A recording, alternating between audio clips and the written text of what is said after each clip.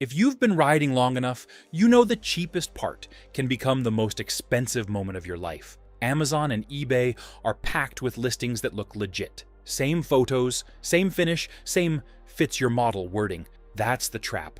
Counterfeits are made to pass a photo, not survive heat, load, and vibration. They bolt on, they feel normal, and then they fail when it matters most. In this video, we're exposing how these $20 parts get onto trusted marketplaces, why the blame never follows the seller, and what experienced riders check before buying. Watch till the end, and I'll give you the exact questions to ask before you install anything. The quiet purchase. It usually happens late, when the house is quiet and the garage lights are off. A phone screen glows, a familiar logo loads, and a part appears that looks exactly like the one already on the bike. Same shape, same finish, same promises. The price feels reasonable, even responsible. Nothing flashy, nothing reckless. Just a replacement that seems good enough to keep things moving. The listing feels safe because it feels ordinary. Trusted marketplaces, clean photos, a description written in confident language that mirrors what riders have seen for decades. It claims compatibility, durability, and reliability without sounding exaggerated. There is no pressure, no warning, no sense that a decision is being rushed. It feels like maintenance, not risk. That feeling matters. It lowers the guard. It frames the purchase as routine rather than consequential. The part slides into the cart beside other household items, ordered with the same ease as shop towels or gloves. The mind says this is common sense. The experience says this has been done before. Nothing about the moment signals danger. What makes it work is familiarity. The language matches expectations. The photos match memory. The platform itself carries trust earned over years of normal purchases. The decision feels informed even when it is based almost entirely on appearance. The problem is not carelessness. It is comfort. The risk is not in the act of buying. It is in what cannot be seen through a screen. The shift happens when same stops meaning identical, when same part means something else. On the surface, the part looks right. The finish is smooth. The edges are clean. The dimensions appear correct. Side by side, most people would struggle to spot a difference. That is by design. These parts are built to pass a visual test, not a functional one. The shortcuts are subtle. Materials that look solid but lack consistency. Internal spaces shaped quickly rather than precisely. Surfaces polished to hide rough transitions underneath. Small deviations in thickness that are invisible without measurement. Each difference seems minor alone, but they stack. Tolerances matter more than appearance. When those tolerances drift, stress moves to places never meant to carry it. The part still fits. It still bolts in. It still feels right in the hand. Nothing about it suggests compromise unless you know where to look, and most people never have reason to. Manufacturing choices are invisible at rest. They only reveal themselves under load, heat, and movement. The finish stays pretty. The logo, if present, stays sharp. What changes is happening inside, where shortcuts were taken to move faster and cheaper. This is why appearance lies. The part does not need to be good. It only needs to look convincing long enough to be installed. Sitting still, it passes every test the eye can give it. Motion is where truth shows up, and some components are unforgiving once that motion begins. If this breakdown is helping you see what others miss, support the work by liking the video and subscribing. Add your experience or questions below so the conversation stays honest and useful for riders who care about safety and truth. The one component that doesn't get a second chance. Among all the parts riders replace, there is a category that offers no margin. These pieces are small, often overlooked, and rarely discussed outside of serious conversations. They carry load constantly. They do not ease into failure. They do not give warnings. When one of these parts lets go, it does so suddenly. There is no gradual change in feel, no gentle reminder to pull over. One moment, everything is normal, and the next moment, control is gone. The transition is instant. The reason is simple. These components operate under continuous stress. They absorb force, redirect movement, and keep alignment where it must remain exact. A minor deviation becomes catastrophic because there is no backup role. Nothing steps in when they stop doing their job. Riders tend to trust these parts because they always have. They are not adjusted often. They are not inspected closely once installed. They live out of sight and out of mind, doing their work quietly for years when built correctly. That history creates confidence. Confidence turns into assumption. Assumption turns into risk when the internal makeup changes without notice. The part still looks the same. The job still seems simple. The consequences, however, are no longer predictable. If the risk is this severe, the question becomes unavoidable. How did parts like this become so easy to find? If you want to build a setup that's actually trustworthy, check the description for the gear and accessories list. How these parts get on trusted marketplaces. The path is straightforward. Third-party sellers list items using copied images and recycled descriptions. A single successful listing is duplicated dozens of times, each one blending into a sea of similar offerings. Enforcement depends on reports, not inspection, and most listings never attract attention. The marketplaces themselves are built for scale, not scrutiny. They connect buyers and sellers efficiently, but they do not examine every item beyond surface compliance. If it matches category rules and avoids obvious violations, it stays live. Volume does the rest. Once a part is listed, momentum protects it.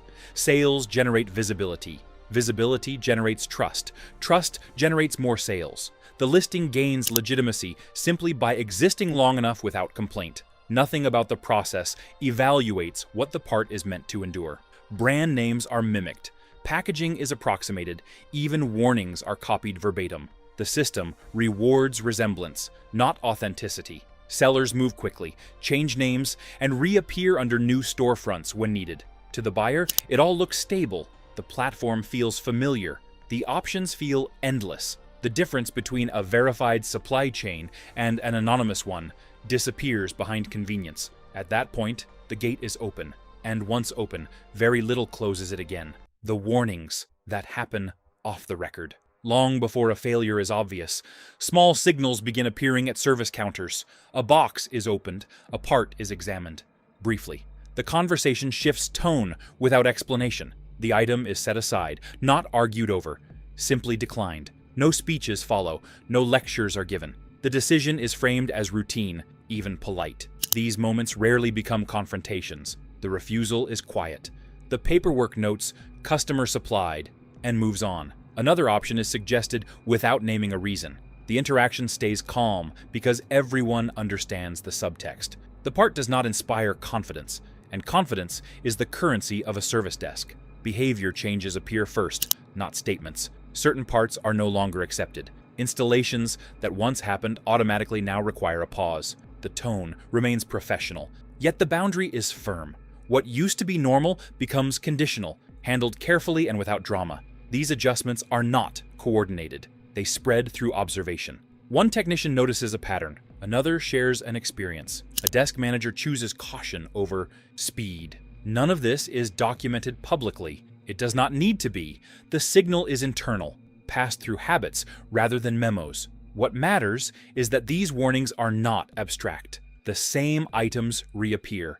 The same questions are asked. The same uneasy feeling returns. Over time, the response hardens into policy without being announced. Those quiet signals only appear after repetition sets in. Failure patterns that don't make the news. Failures that attract attention are rare. Most of what matters happens quietly and repeatedly, long before anything dramatic occurs. Heat builds slowly. Vibration works constantly. Time does the rest. The part endures conditions that never appear in marketing language. What stands out is consistency. Failures cluster within narrow windows rather than spreading randomly. They appear after similar hours of use. They surface under comparable loads. The environment does not need to be extreme. Normal operation is enough when margins are thin. Heat plays a central role. As temperatures rise and fall, materials expand and contract. When internal structure is uneven, those movements concentrate stress in small areas. Vibration adds another layer, turning microscopic imperfections into growing weaknesses. The process is gradual until it is not. The timing surprises people. These failures do not wait for old age. They arrive early, often before routine checks would ever catch them. There is no long decline. The change from stable to unstable happens quickly, leaving no opportunity to adapt. Across many cases, the details line up. The same conditions produce the same results. The pattern repeats regardless of brand name on the listing. This repetition triggers concern inside the industry, even when nothing is said publicly. Those decisions accumulate quietly, shaping responses long before anyone thinks about recalls or announcements elsewhere today.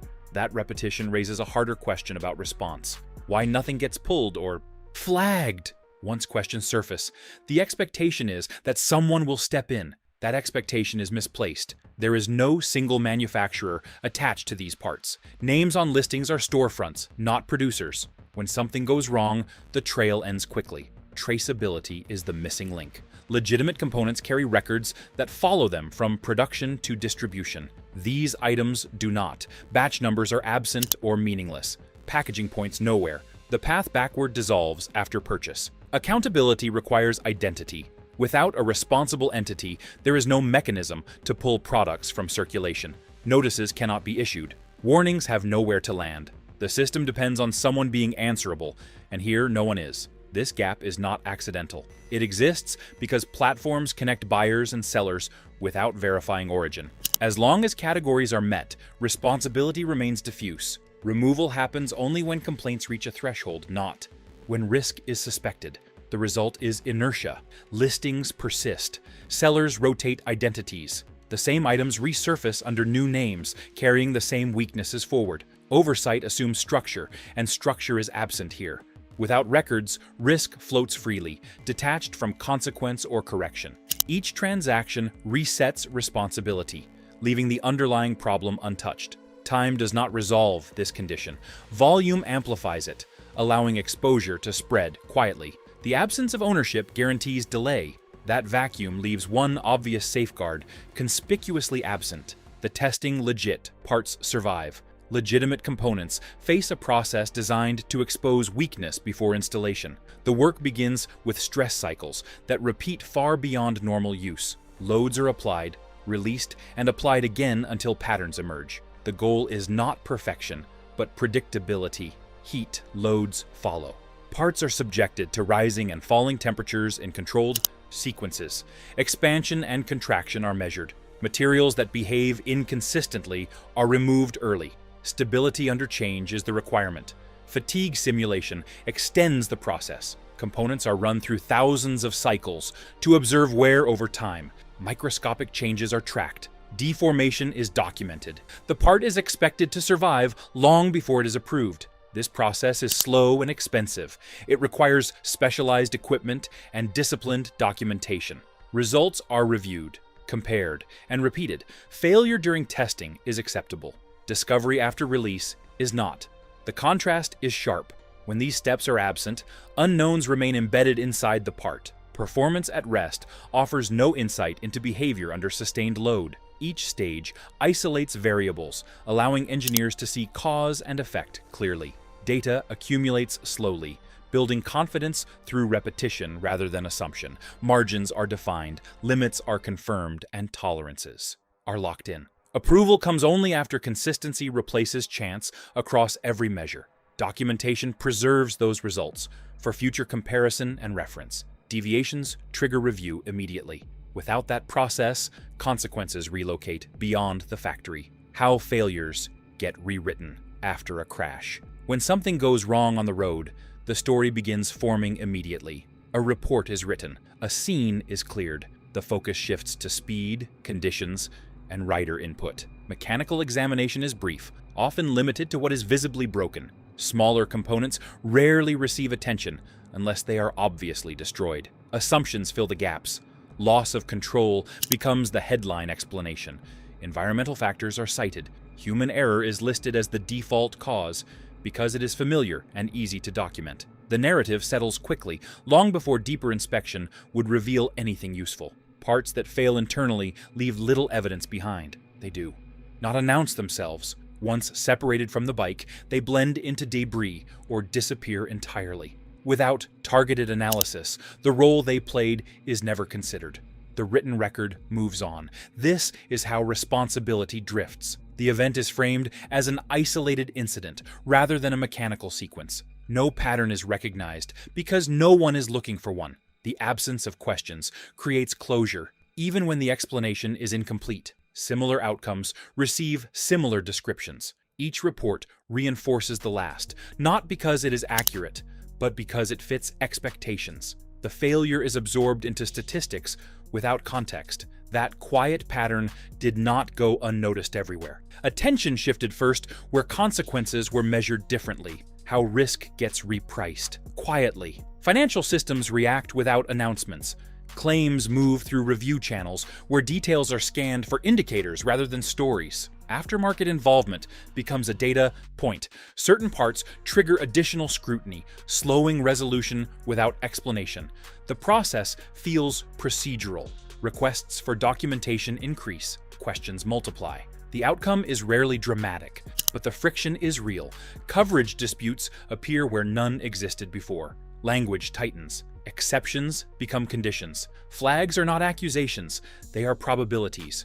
A claim associated with non-standard components carries more uncertainty, and uncertainty has a price. That price appears as delays, reduced options, or stricter interpretation of terms that once seemed flexible. The adjustment happens quietly. Premiums reflect aggregated data rather than individual events. Risk pools shift based on trends that are never shared publicly. The rider feels the effect without seeing the calculation behind it. Nothing about this process feels personal, yet the impact is immediate. Costs rise where confidence falls. Access narrows where ambiguity grows. The financial response does not require blame. It only requires correlation. Over time, patterns harden into policy.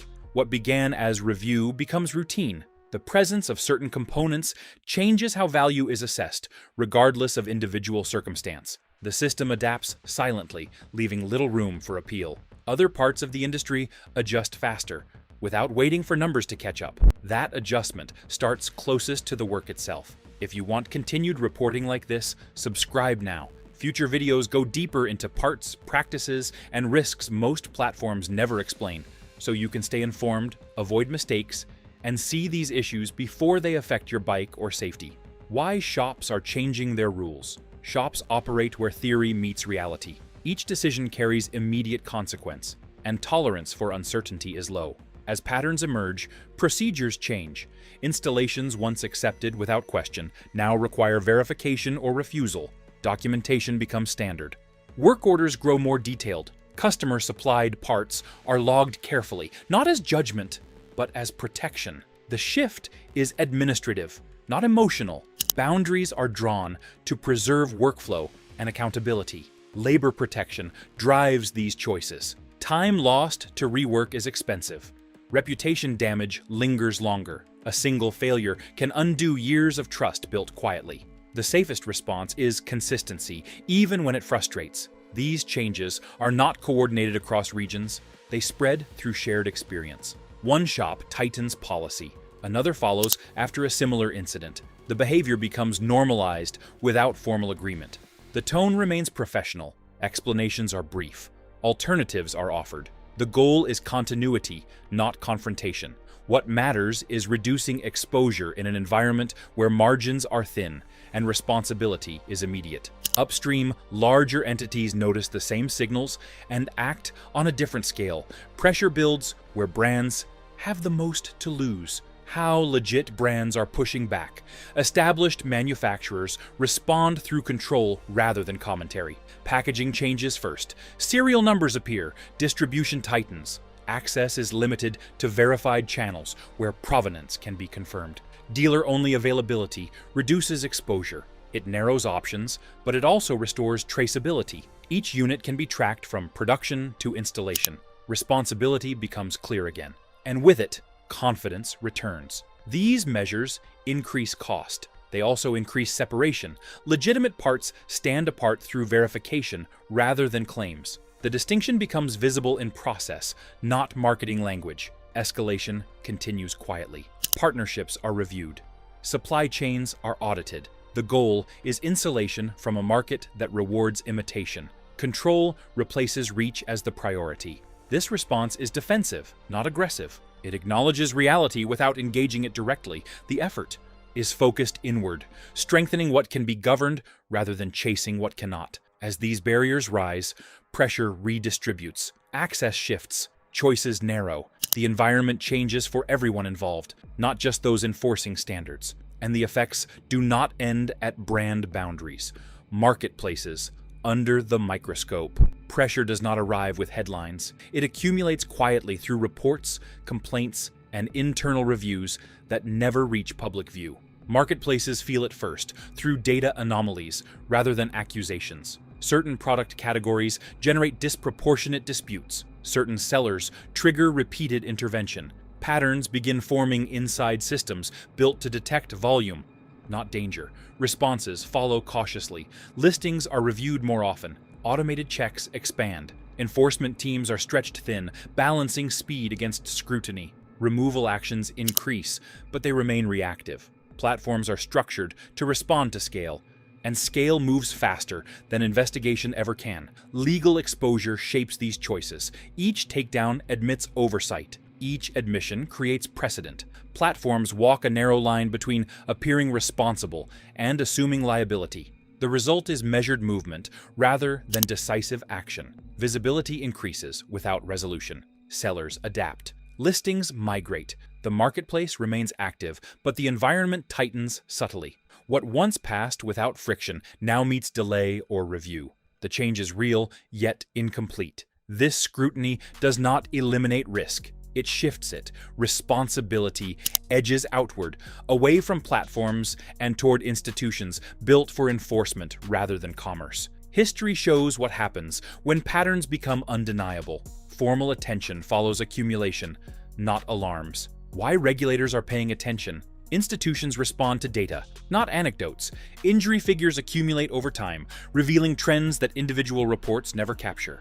Import records add another layer, highlighting volume surges from unverified sources. Together, they form a picture that demands review.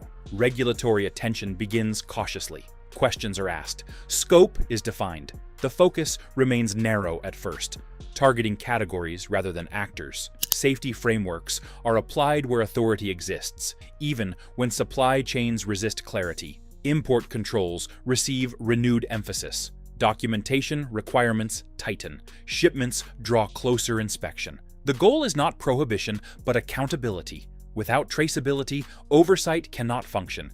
This process moves slowly by design. Each step requires justification. Each action must withstand challenge. Progress appears incremental, yet direction matters more than speed. Once attention locks in, it rarely reverses. The result is anticipation rather than resolution. Market participants sense the shift before rules change. Preparations begin quietly, long before public guidance appears. Compliance becomes a topic again, even where it had faded. As oversight grows, the effects are felt closest to the work itself. The first response happens where hands touch hardware. Daily routines adjust before regulations appear. Habits change quietly. Choices narrow. Experience becomes the filter that paperwork cannot replace. Those working directly with machines sense risk earlier than systems designed to track it. They respond through caution, refusal, and scrutiny, not statements. This shift is practical, not ideological. It protects time, reputation, and continuity. Long before rules arrive, the work adapts. Because consequences arrive faster than guidance, and prevention is always cheaper than explanation after failure occurs in real conditions. The shop floor becomes the gatekeeper. Cultural change often arrives without announcement. On the shop floor, expectations adjust through habit rather than instruction. Mechanics become filters by necessity, not mandate. Each decision reflects experience accumulated over years, not policy handed down from elsewhere. The identity of the role shifts. Installing a part is no longer purely mechanical. It carries judgment. The work includes assessing origin, consistency, and risk. Acceptance becomes conditional, guided by patterns rather than optimism. Liability. Awareness sharpens this shift. Responsibility feels immediate in environments where outcomes are tangible. Trust is protected through caution.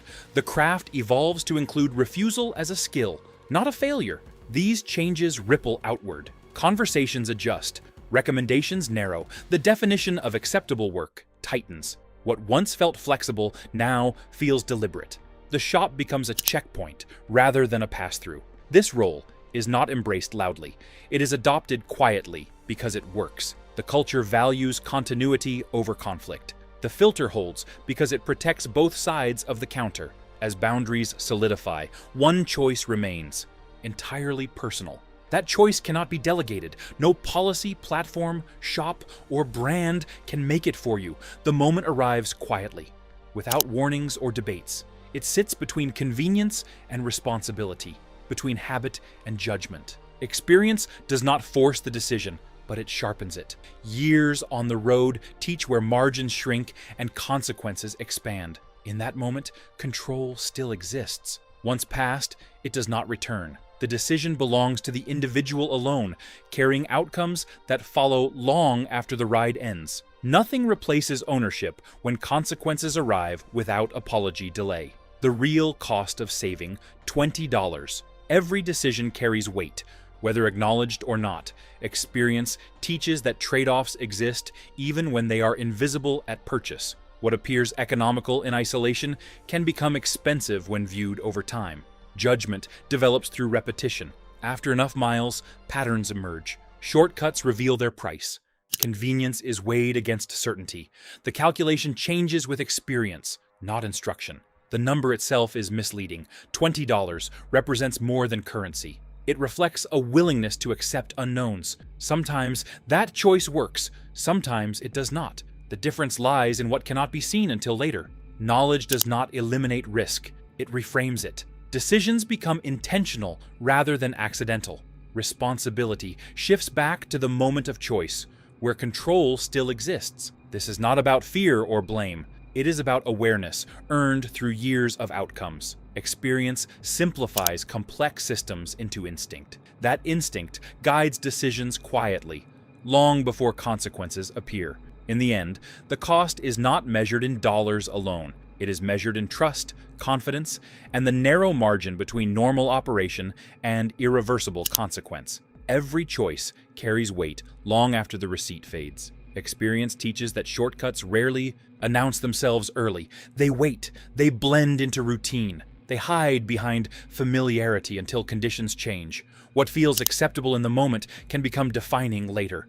Reliability is not luck. It is accumulated restraint. The true price is paid when assumptions fail, options vanish, and recovery is no longer possible, leaving only the lesson behind for those who ignore. Before you click buy, remember what we walked through today. Convenience hides origin, and origin decides what survives real writing. A $20 shortcut can rewrite the outcome of an entire ride. If this breakdown helped you see the pattern, hit like so more riders find it, and subscribe for deeper looks at parts, practices, and market traps most platforms never explain. And if you've seen this firsthand, good or bad, put it in the comments so the community can learn faster than the listings change.